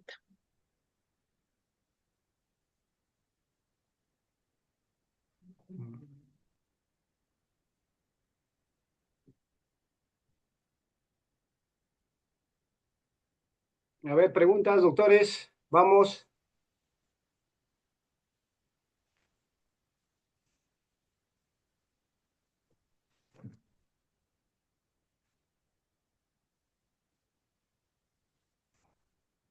Sí, doctor, no hay preguntas en el chat ¿No tampoco, hay ni en el doctor. chat tampoco? No, doctor, todo dice gracias, doctor. Gracias, doctor, excelente ponencia. Su PPT nos puede compartir. Claro, ya está. Muy bien. Entonces, bueno, doctores, agradecidos por su participación. Espero verlos en otra oportunidad y bueno, sigan en el camino Creo que del ya derecho, de la defensa, si el están, dedo. ¿no? Apasionense con su carrera y para adelante. Un fuerte abrazo con todos. Hasta luego. Doctor, hay un participante que Ah, desea, sí, al sí, igual sí, vamos, vamos, claro que sí. que el doctor Lindo. A ver. Adelante, doctor. Doctor, buenas noches. Sí, buenas noches. Doctor, una consultita, doctor. Claro. En cuanto a a la prisión domiciliaria, ¿en cuánto tiempo uno puede solicitar la variación, doctor? No hay tiempo en realidad, no hay tiempo, pero bueno, la detención domiciliaria lo puede solicitar de acuerdo al 255 numeral 2, porque son variables las, las medidas, ¿no? Pero el arresto domiciliario se dan, bueno, básicamente en supuestos, ¿no? De enfermedad grave, ¿no? Un interno puede estar enfermo, adquirir una enfermedad terminal en el penal, quizás, ¿no? Una madre gestante, ¿no? Para determinados supuestos se da cuando se debate una prisión, pese a que hay los tres presupuestos, te da un arresto, un arresto domiciliario, ¿no? Una detención domiciliaria. Pero no hay plazo, Lindo, Sotomayor. O sea que, doctor, ¿se puede pedir al mes nomás o a los cuántos días, doctor? Para variar, para que el imputado esté libre, ¿no? Lógicamente, ¿no? Con restricciones. Por eso, bueno, no señala nuestra norma, el 290 y siguientes, Lindo no señala si tú controlas el peligro, si el peligro de fuga es controlable, si, por ejemplo, se adquiere una enfermedad una persona, se va a atender en una clínica en la ciudad, entonces estás siguiendo un tratamiento con un especialista que es el médico tratante, ¿no? Entonces puedes pedir la variación de la prisión por detención domiciliaria. Y no solamente lo puede solicitar Lindo la defensa, sino también el fiscal. El fiscal que tiene a su cargo la prisión preventiva, si tú das cuenta de ese caso, que está enfermo, por ejemplo, él lo puede solicitar, no hay ningún problema. O lo puedes hacer tú, o lo puede hacer el Ministerio Público. Y pues se va a seguir computando o se va a seguir va a seguir dentro del margen del plazo de la prisión preventiva, pues, ¿no? Si te han dado cuatro, si te han dado 6 meses y ya estás 4, vas a estar dos meses en tu domicilio, ¿no? Pero el peligro Muchas de gracias, doctor. fuga, sí, pero el peligro de fuga, no te olvides, tienes que controlarlo. El peligro de fuga tienes que controlarlo, ¿ya? Tienes que decir, bueno, esta persona no se va a fugar por esto, porque si ha entrado por prisión preventiva por peligro de fuga, tú tienes que demostrar de que esa persona no se va a fugar. Y si es por obstaculización, pues dirás que el proceso ya ha avanzado, no hay actividad investigativa, ¿no? Entonces, puedes utilizar esos supuestos, ¿no? Incapacidad física, alguna enfermedad, una madre gestante, mayor de 65 años, ¿no? Tienen que cumplirse los presupuestos para que se dé la detención domiciliaria, pero no lo puedes hacer inmediatamente, pero como te digo, tienes que neutralizar el peligro de fuga. ¿Alguna otra pregunta? Muchas gracias, doctor. Muchas gracias. Muy bien, Lindo. En el chat, doctor, hay una pregunta que hace ¿Lo puede mención. leer? Oh, Miguel, creo, prendió su camarita. A ver, Miguelito, te escuchamos. Miguel Villa, no sé qué, Villarroel. Miguel, no, doctor, Miguel. Le voy a habilitar el audio, pero tal vez no desea participar, doctor. Ah, ya. O si no, la pregunta del chat, a ver, señorita Sori. Ok, doctor, dice, la incautación es una medida cautelar que tiene plazo. Si se vence el plazo, se puede solicitar su levantamiento a pesar de que el proceso siga vigente. Bueno, es una medida de coerción real. Ya.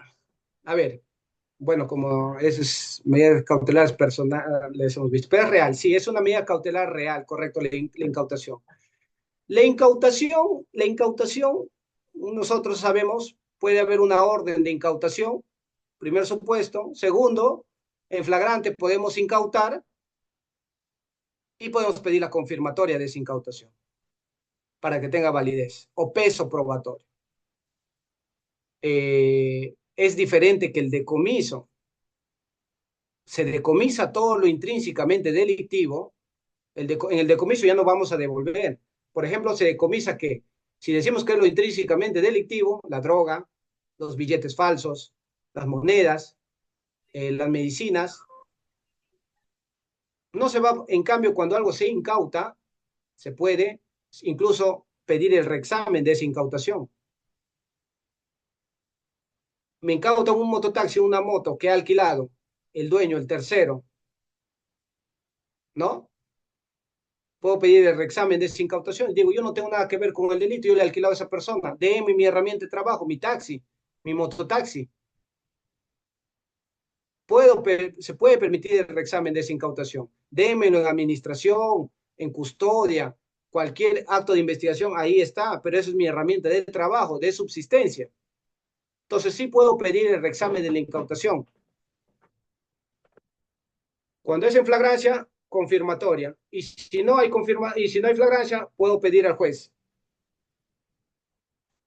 En los allanamientos, por ejemplo, en los allanamientos me tiene que decir el inmueble, se tiene que señalar qué cosas voy a incautar, si son armas, si son computadoras, documentos, todo tiene que estar en solución autoritativa, tiene que ser clara qué es lo que vamos a llevar. Ahora, Miguel, a ver, Villarruel. Tu Ya. audio, Miguel. Ok, ya está, ya está. Gracias. Gracias, doctor. Buenas noches. Buenas noches. Muchas Excelente, gracias Miguel. por toda su ponencia. Muy agradecido por todos sus conocimientos que nos imparten a nosotros. La pregunta es, usted ha dicho que los elementos de convicción tienen que ser fijadas, pero esos elementos de convicción tienen que estar vinculados al denunciado. Eso lo ha dicho usted, ¿no? Entonces la pregunta es, ¿qué pasa si es que el juez, a pesar que la defensa lo ha demostrado, o lo ha indicado y lo ha explicado, que el denunciado no ha sido identificado correctamente, y a pesar de eso el juez dice que sí? ¿Por qué? Porque realmente la menor, en un caso específico, la menor ha dicho que sí, efectivamente era esa persona. Entonces, ¿el juez no estaría prevaricando en este sentido, señor ponente? Quisiera saber eso, por favor. Eh, A ver, Miguelito, cuando hablamos del prevaricato es cuando el juez o fiscal, porque es un delito especial propio, ¿no? Porque el sujeto activo tiene que ser cualificado, tiene que ser fiscal, miembro del tribunal arbitral, me parece, o un magistrado del Poder Judicial. Nadie más puede cometer prevaricato, pero cuando utilizan normas, dan una aplicación distinta, o, eso es un tema, o aplican normas derogadas. Ahora, si a ver, hay varios supuestos, homonimias, qué sé yo, tienen el mismo nombre, ¿no? En tu ejemplo, el que va a identificar como tal y la responsabilidad va por ahí de repente, no de repente, estoy seguro es del Ministerio Público, porque diligencias preliminares sirve para identificar e individualizar. La formalización para pedir una prisión, para formalizar la persona tiene que estar debidamente identificada e individualizada. Identificada con sus datos generales de su DNI, individualizada con sus señas, de repente tiene un tatuaje, un corte, no sé, algunas características en el cabello. Eso es individualización, identificación con el documento nacional de identidad. En el requerimiento, ahora, si se da prisión a una persona, pues ahí se pediría, y lo podrías hacer incluso una demanda de indemnización al fiscal, no al Ministerio Público, no al Poder Judicial, al fiscal, al juez. Y si se ha identificado correctamente esa persona y dice, bueno, yo no he sido, pues lógicamente que tenemos que pedir una cesación, porque ya con la cesación, con la debida identificación de la otra persona, atacamos el primero, ya no me estarían vinculando, ya no estaría vinculando. Una cesación se podría pedir, pero Claro, igual, claro, en el sí. caso es que la menor dijo las características del Uh-huh. señor, dijo un nombre y solamente un nombre, y en base a eso se estaba investigando, pero después resulta que esta persona, el denunciado, tiene otro nombre. Y a pesar de eso, había una acusación directa. Y a pesar de eso, ha habido una control de acusación y había una prisión preventiva. Entonces, se ha hecho entender, se ha dado a entender que esta persona no está vinculada porque ni siquiera le han hecho ¿cómo lo llaman? No me acuerdo de ese tema, el tema de control de identidad, si no me equivoco, ¿no? Para ver si hay dos, tres personas con la misma característica que la menor ha dicho. No lo han hecho eso, de frente digo, con acusación directa, cosa que, por eso le digo, y el juez ha aceptado eso. A eso fastidia. Quisiera yo, digamos, ver si es prevaricato o no es prevaricato. ¿Por qué? Porque de verdad que no hace caso a la defensa, ¿no? No, no podría ser prevaricato eso, Miguel. tú si estás defendiendo a la persona, pues, que le han utilizado el nombre, ¿no? ¿correcto? Claro, le han utilizado el nombre, pues, de esa persona puede decir de que el hecho no se le puede atribuir. Si está en acusación, tienes que pedir el sobreseimiento, Pero se ha ¿no? hecho en Pero si está, defensa en acusación directa. Y yo, claro, claro, si bien es cierto, yo ya he conocido cuando está en prisión preventiva el caso y he ujú, hecho lo posible para que no esté vinculado directamente, ¿no? Y a pesar de eso, el juez, inclusive, tipificando mal, porque lo ha hecho mal, bueno, eso es un tema ya aparte, tipificando mal, bueno, pues le ha dictado prisión preventiva, digamos, de hasta 9 meses, ¿no? Entonces, no, esa sí, parte sí. yo digo, los jueces lamentablemente no sé cómo están actuando de Sí, verdad. pésimo, pésimo está esa actuada totalmente pésimo, porque si una niña identifica, ¿no? No Hay que tener identifica cuidado, plenamente, hay que no tener, identifica plenamente, ¿no? claro, exacto, ahí vamos, hay que tener cuidado, ¿no?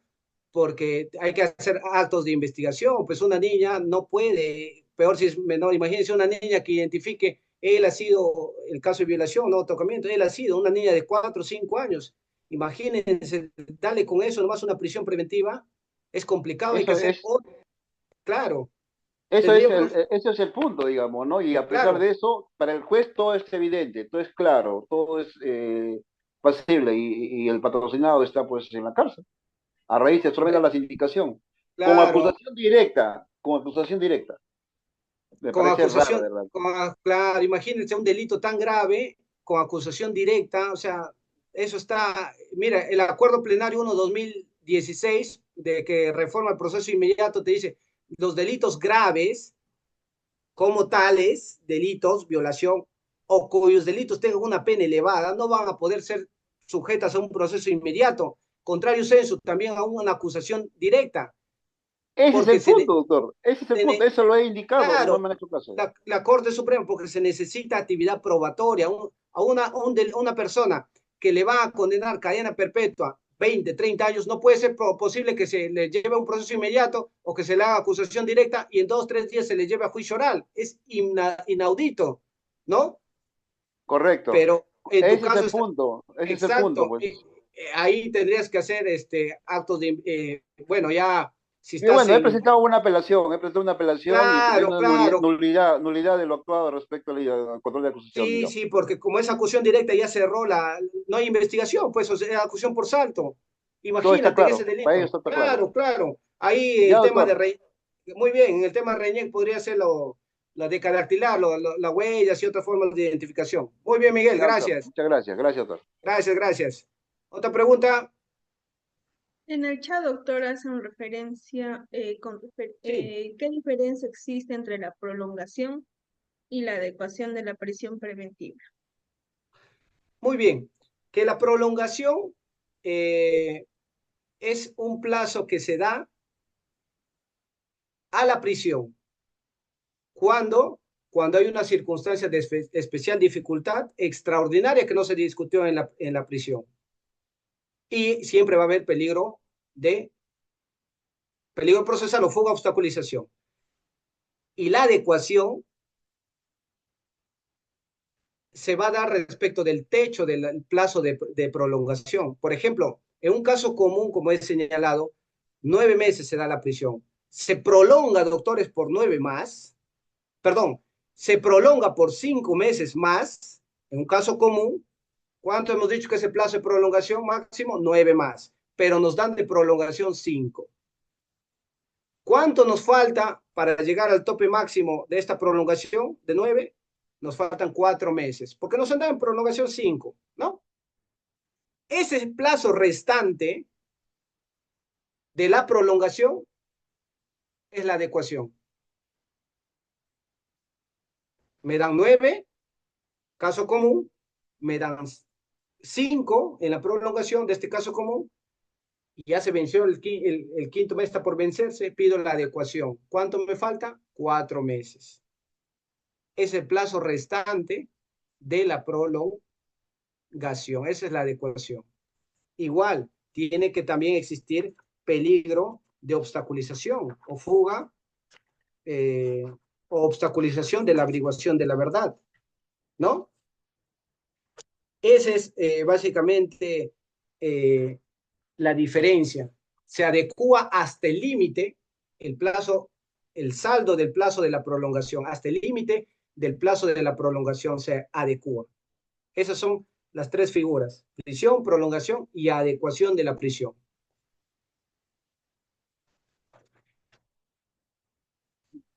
Hay otra pregunta también, doctor. Dice, Sí. ¿qué sucede si antes de la audiencia de prisión preventiva, el agraviado o la agraviada ya no quiere participar en su declaración y actividad probatoria? Dice. ¿Qué sucede si el agraviado o la agraviada antes de la prisión no participa? No, ya no quiere participar en su declaración y actividad probatoria, Bueno, dependiendo del delito. claro, hay que analizar los presupuestos, pues. O sea, si la pregunta es así, pero está bien, va a depender muy bien del delito, porque si es un delito de agresión, pues no vamos a poder pedir prisión, de hurto simple, ¿no? Si no participa, ya es un tema unilateral, ¿no? Pero el fiscal tiene que tener, por ejemplo, un delito de robo agravado, doctores, donde tiene miedo está de por medio su integridad personal, su salud, ¿no? Digamos, ¿no? Hay amenazas quizás, pero la fiscalía ya tiene el video, ¿no? El video de esa persona. Se ha identificado al agraviado. Podría pedir prisión sin la declaración del agraviado en este delito grave, por ejemplo, porque ya tengo las imágenes, ya lo he visto, le he sometido a reconocimiento, voy a pedir una pericia antropológica de movimiento corporal, somatológica, ¿no? Entonces lo voy a vincular, sí o sí. Pero ya sé, esta persona por lo menos ha denunciado.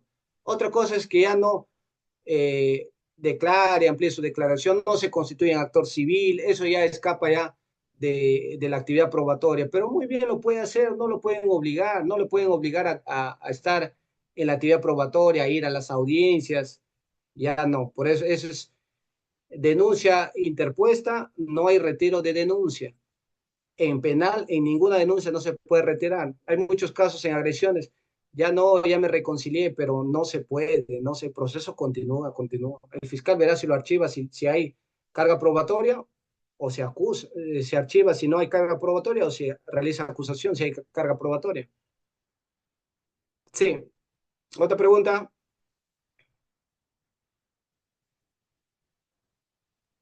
Ya no hay más preguntas, doctora. Muy bien. ¿Va a ver Ya, la doctor, fotito de todos o nada? ya se han retirado, doctora. Ah, Y al inicio hubiéramos hecho eso. muy bien. Entonces, gracias, doctores. Un gusto haber estado esta noche con ustedes. Desearles lo mejor y espero verlos en otra oportunidad. Buenas noches. Hasta luego. Buenas noches, doctor, y agradecerle también a usted por la ponencia de esta sesión. Nos estamos viendo en las siguientes sesiones de este diplomado.